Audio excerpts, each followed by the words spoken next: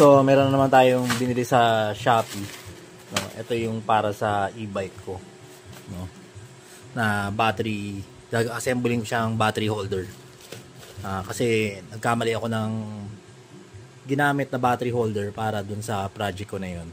Kasi hindi maganda pag high current ang ginagamit mong load para dun sa mga 18650. 18650 battery holder nga pala to, no?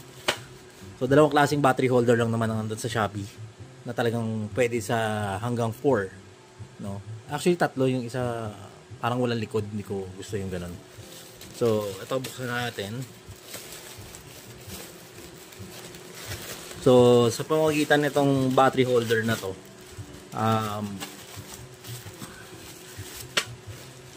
mas magiging reliable yung mga 18650 battery pack ko dun sa e-bike ko, yung 4-wheel e-bike ko. So natin yun, diba? Hindi, anong hindi? So yan, ang dami, no? Ginawa ko dun 4 pieces. Ano siya, ano kasi siya eh, 36 volts.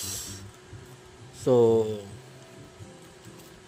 ano siya, yung 10 series 4 parallel, no? Kaya yung 4 parallel to, 10 piraso to na tiga-apat. Yan.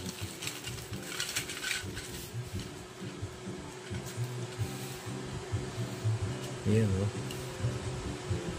So mas matigas ipasok yung mga 18650 dito. Wala siyang spring, unlike doon sa isa na spring type. So huwag kayong bibili ng spring type, nakakainis, no?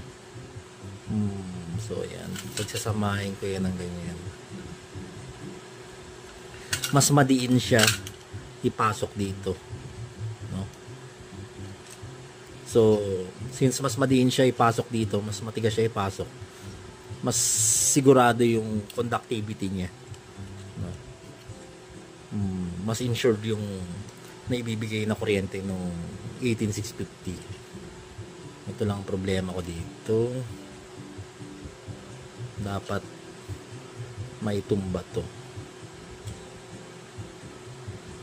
Okay.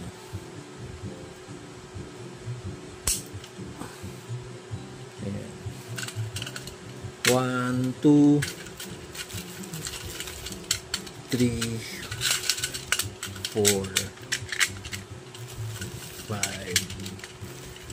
6, 7, 8, 9, 10. So 10 pieces. May parating pa akong ano pa, tigsa 10 din. So para sa akin okay lang. Magagamit ko naman siya, napaka-importante siya para sa yung parang ginagamit kong electric wheelchair, yung 4-wheel e-bike. So pag pa-series, pag ganyan siya, so, pag pa-series medyo madali lang. Tapos pag ganito, diba, dapat di sila magkatamaan. So ito, papakita ko sa next video yung pag-assemble ko naman ito. Yung una ko kasing ginawa na may spring type dito, hindi ko naman nagawa ng video eh. Pero para sa akin maganda yung ganito, lalo na pag ganito na yung battery holder, mas insured yung daloy ng kuryente, walang naglo-loose na isang cell. Pagka isang, kunwari sa 4 na parallel na yan, may isang nag-loose, mas kawawa yung tatlo, or lalo pag mas madaming nag-loose contact. Kunwari 3 nag-loose contact, isa na lang ang nagdumadaloy sa series connection sa isang grupo na to, bugbog to sigurado, gigibain tong natitirang may kapit. Kaya importante lagi na maganda yung conductivity ng joint forces sila, 4 sila na nagbibigay ng puwersa. Ito talagang kailangan nga lang natin itong maitumba. So yung pag ganun nga pala, madali lang yung pag ganito, tingin ko. So isang advantage din ito, pag kailangan ko mag-rebalance ng 18650 doon sa battery pack na to, hindi na kailangan tanggalin doon sa spot weld. Yung common kasi na battery pack is naka-spot weld siya, no? So pag kailangan mo mag-rebalance, tatanggalin mo na naman yung spot weld. Ano mo yun? Masyadong matrabaho. Hindi kagaya ng binubunot lang.